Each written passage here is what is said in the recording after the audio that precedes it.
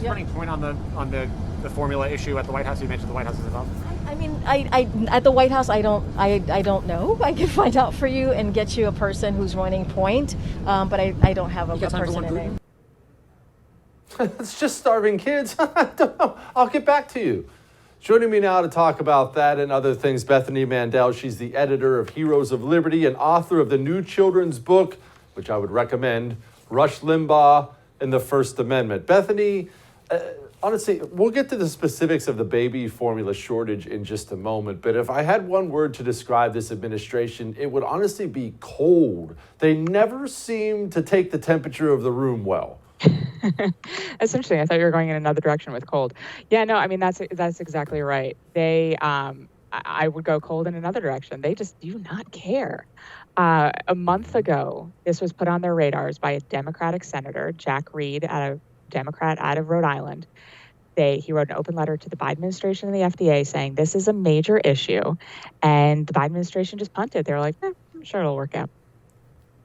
Okay, Bethany, now, a lot of people watching are young mothers, but a lot are not. What's happening right now? Baby formula, what's happening? Yeah, no, absolutely. So I wrote a column about 3 weeks ago for Deseret News saying that this was a looming crisis. So baby formula is sort of a replacement for breast milk. And so you're doing one or the other. You're either breastfeeding a baby or you're giving them or you're giving them formula. From 0 months to 6 months, it's their sole source of nutrition, one of those two things. And then from 6 to 12 months, it's their primary source of nutrition. And the vast majority of babies in this country are breastfed. And so up to 6 months, only 35% of babies at 6 months old are still breastfed and exclusively breastfed. And when you hit a year, the number of babies who are breastfed goes down to 15%. So this is an issue for the vast majority of American families, and even families for whom they breastfeed 99% of the time. If mom has to go out and she doesn't have any pumped milk, we run out to the store and grab some formula. And so this affects more than just the majority of families. This affects nearly every family that has a nursing infant. Okay, what happens when a baby can't get formula? Because listening to you, it sounds like it must not be good. Yeah, it's not great. So there's a lot of issues going on here. The vast majority of, not the vast majority, it's about half the formula that comes into this country that we use is from China. And so it's 46%.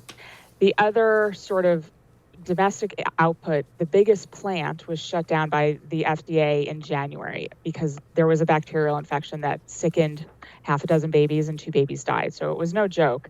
The FDA was sitting on the whistleblower complaint for 2 months, didn't investigate it for another month after that, and then 2 babies died. So that was in January that plant was shut down. It's our biggest domestic output, and it hasn't reopened.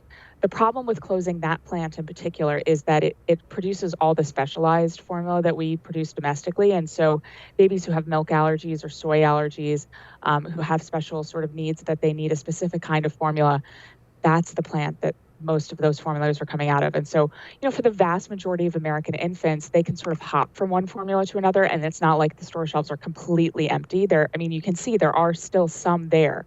Not a lot, but there's some. The real dangerous problem is for those babies who need a specific kind of formula that comes out of that Abbott plant in Sturgis, Michigan, and it's becoming harder and harder to find those specific formulas. Yeah, I talked to a young family yesterday. They had a preemie, and the preemie needed a very specific kind of formula, and they're having it shipped to them from other states by family members because they're so desperate. All right, the government. I don't expect the government to be the god, but are they doing something to hurt this problem more? Are they doing anything to help the problem? What can they do to help? I'll give you one guess, Jesse. Are they helping or are they hurting? Yeah. So they're hurting in a couple ways.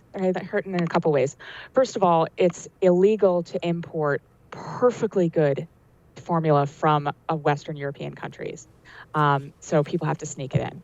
And the other problem that the government is sort of making this harder is that this Sturgis plant in Michigan, the biggest domestic output, if you look up Daily Mail, formula, Abbott, you Google that, there's a Daily Mail story on Monday that said the Abbott plant is begging the FDA, give us a timeline, give us an outline. How can we do this? How can we reopen? We desperately want to reopen. We know that it's necessary. And then the FDA is just sort of sitting there. and they're not giving them any answers, and there's no urgency, and it's like you're sitting in the DMV and you have your little number and you're waiting. It's like that, but with food, for instance. Don't miss Jesse Kelly Breaks History, Che Guevara, the latest episode of a new series available now exclusively for First TV supporters. Visit the First TV app or thefirsttv.com to subscribe and start watching today.